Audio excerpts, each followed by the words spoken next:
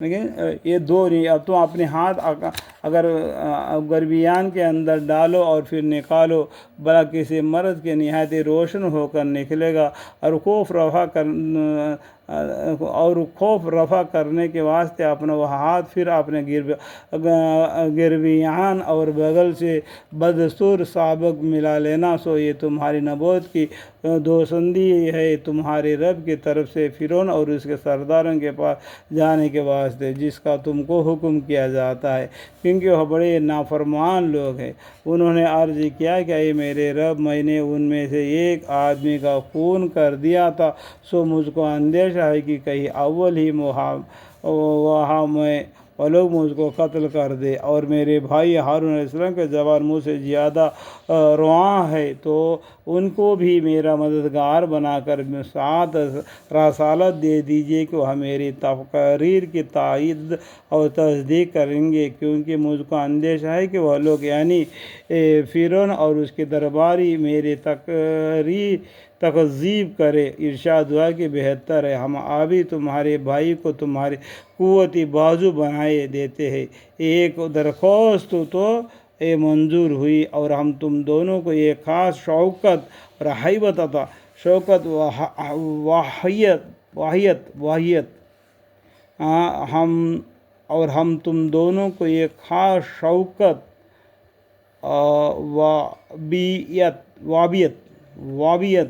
وابیت عطا کرتے ہیں، جسے ان لوگوں کو تم پر دستر نہ ہوگی۔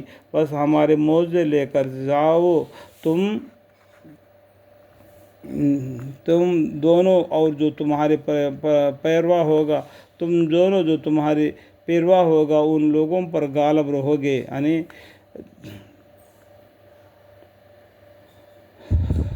تم دونوں اور جو تمہارے پیروا ہوگا ان لوگوں پر غالب رہو گے۔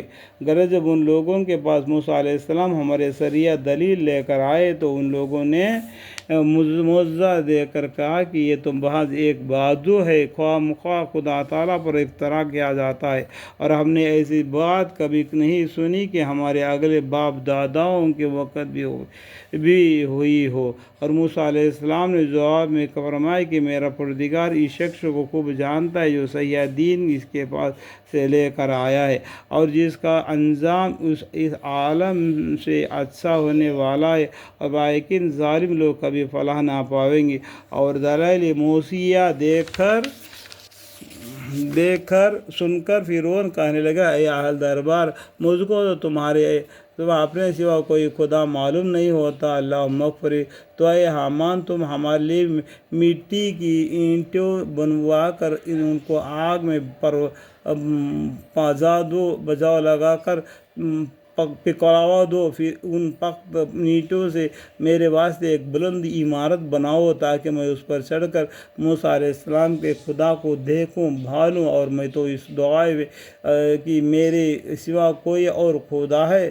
موسیٰ علیہ السلام کو جھوٹا ہی سمجھتا رہے ہوں، اللہ مغفر۔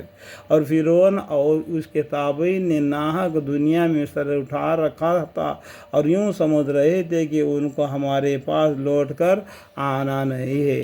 تو ہم نے اس طریقے سے، اور فرعون نے کیا اس طریقے سے اینٹوں سے عمارت بنا کے بلند عمارت بنوایا، تاکہ میں اس پر چڑھ کر موسیٰ علیہ السلام کے خدا کو دیکھوں بھالوں، اور میں تم اس دعویٰ میں میرے سوا کوئی اور خدا ہے، تو یہ میں نے خدا کا اعلان کر رہا تھا فرعون نے، تو موسیٰ علیہ السلام کو جھوٹا ہی سمجھا، اللہ مغفر۔ اور فرعون اور اس کے تابعین نے ناحق دنیا میں سر اٹھا رکھا تھا، اور یوں سمجھ رہے تھے کہ ان کو ہمارے پاس لوٹ کر آنا ہی نہیں، وہ ہمیشہ زندہ رہنے والا ہے، وہ میں اللہ کر کے ایسا الٹے جھوٹے وعدے کر رہا تھا۔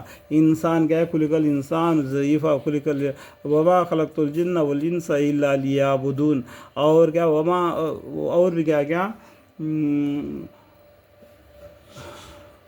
کل نفس ذائقۃ الموت، جتنے بھی نفس دنیا میں سب مریں گے، یہ بات کو ٹھکرا دیا۔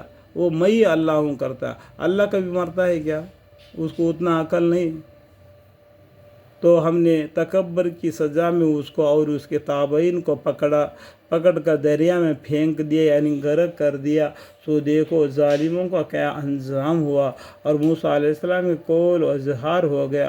ہم نے ان لوگوں کا ایسا رئیس بنایا تھا جو لوگوں کو دوزخ کی طرف بلاتے رہے، اور اس واسطے قیامت کے روز ایسے بے کس رہ جائیں گے کہ کوئی ان کا ساتھ نہ دے گا، اور یہ لوگ دونوں عالم میں مبتلا خسران ہوئے۔ چنانچہ دنیا میں بھی ہم نے ان کو پیچھے لعنت لگا دی، اور قیامت کے دن بھی وہ بدحال لوگوں میں سے ہوگا۔